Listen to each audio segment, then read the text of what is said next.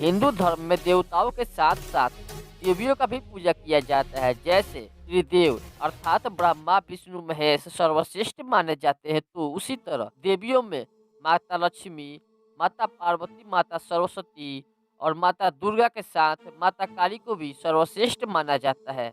ऐसा माना जाता है कि देवी पार्वती ही दुष्टों का सर्वनाश करने के लिए माँ काली का रूप धारण की थी। तो दोस्तों, आज के इस वीडियो में जानेंगे कि आखिर क्यों माता पार्वती को यह रूप धारण करना पड़ा।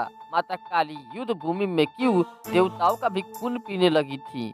क्यों माँ काली के डर से समस्त देवता भागने लगे थे। ऐसा क्या कर दिया था माँ काली ने, आइए जानते हैं।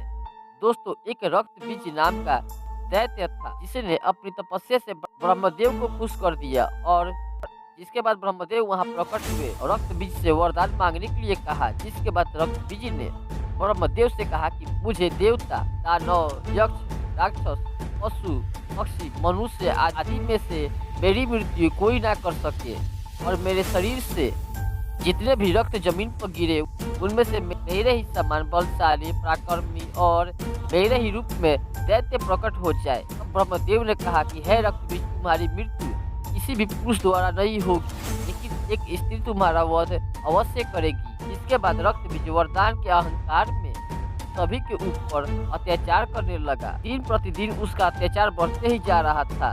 एक दिन तो उसने स्वर्ग लोक पर भी हमला कर दिया और देवराज इंद्र को हराकर स्वर्ग लोक पर अपना कब्जा जमा लिया। जिसके बाद सभी देवता ब्रह्मदेव के पास गए। तब उन्होंने कहा कि मैं आप सबको इस संकट से नहीं उभार सकता, आप सभी नारायण के पास जाए। भगवान विष्णु भी यही बात कहकर उन्हें महादेव के पास जाने के लिए कहा। अब सभी देवता महादेव के पास गए और अपनी आप बीती सुनाई कि कैसे ब्रह्मदेव के वरदान के अहंकार में रक्त बीज स्वर्ग लोक पर कब्जा जमा रखा है। रक्त बीज के बारे में जानकर महादेव भी चिंतित हो गए।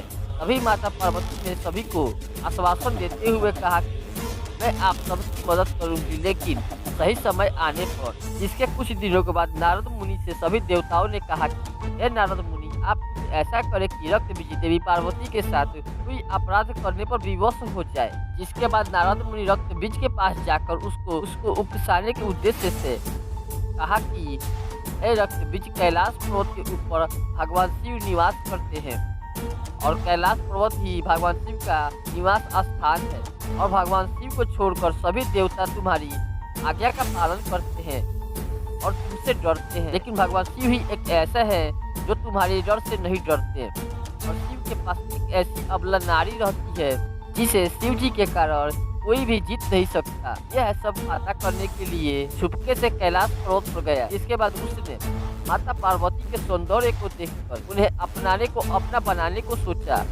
इसके कुछ दिनों के बाद रक्त बीज योजना बनाकर कैलाश पर्वत पर हमला कर देता है ताकि महादेव को हराकर माता पार्वती को जीत सके। रक्त बीज के कैलाश पर्वत पर आक्रमण से भगवान शिव अत्यंत क्रोधित हो गए और उन्होंने अपनी जटा से भगवान रुद्र को उत्पन्न किया और रक्त बीज को मारने को कहा। भगवान शिव का आदेश पाकर भगवान रुद्र ने रक्त बीज के ऊपर हमला कर दिया और उन्होंने कुछ ही पल में रक्त बीज के सभी सैनिकों को मार दिया। यह देख रक्त बीज अत्यंत क्रोधित हो गया और जिसके बाद शुरू हुई भगवान रुद्र और रक्त बीज के बीच महायुद्ध।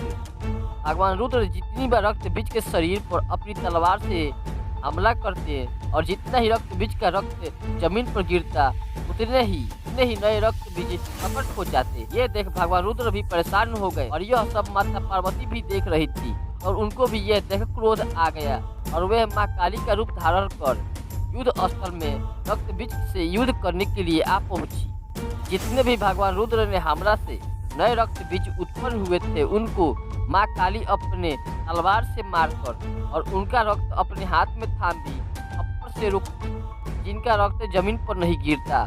जब भी रक्त बीज के खून से उनका खप्पर भर जाता तो वह उन रक्त को पी जाती। ऐसे ही युद्ध काफी दिनों तक चलता रहा। जब सभी उत्पन्न हुए रक्त बीज खत्म हो जाते तब खुद रक्त बीज अपनी मृत्यु को निकट देखकर अपने शरीर को खुद काटने लगता है और अपना ही रक्त खुद से जमीन पर गिराने लगता है। इसके बाद फिर से नए रक्त बीज उत्पन्न होने लगते हैं और माँ काली उन्हें भी मारती और उनकी रक्त को अपने खप्पर में रोक और जब माँ काली का खप्पर भर जाता है तो वे उनके रक्त को पी जाती। ऐसे ही करते करते रक्त बीज अपने शरीर का पूरा रक्त बहा देता है, लेकिन फिर भी अपनी साधना से वह अपने शरीर में रक्त वापस ला देता है। यह देख माँ काली अपनी एक विशाल काय रूप धारण कर रक्त बीज को अपने हाथों से पकड़ अपने मुंह में निगल जाती है। रक्त बीज से युद्ध करते करते माँ काली अपनी उग्र रूप में आ जाती है और अपनी असली पहचान को खो बैठती है। जिसके बाद देवता, दानव या मनुष्य कोई भी उनके समक्ष आता, वे उनको मारकर उनकी खून को पी जाती। यह देख सभी देवता डर गए और इधर उधर भागने लगे।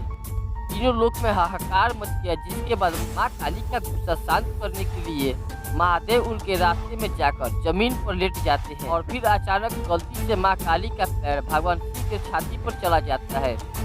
जिसके बाद माँ काली अपना रस्सी नीचे कर देखी तो उन्हें भगवान शिव की छाती पर अपना पैर दिखता है। यह देख माँ काली से हट जाती है। जिसके बाद माँ काली का क्रोध शांत होता है। दोस्तों, वीडियो अच्छी लगी हो तो वीडियो को लाइक करें एंड चैनल को सब्सक्राइब करें और कमेंट सेक्शन में जय माँ काली जरूर लिखें।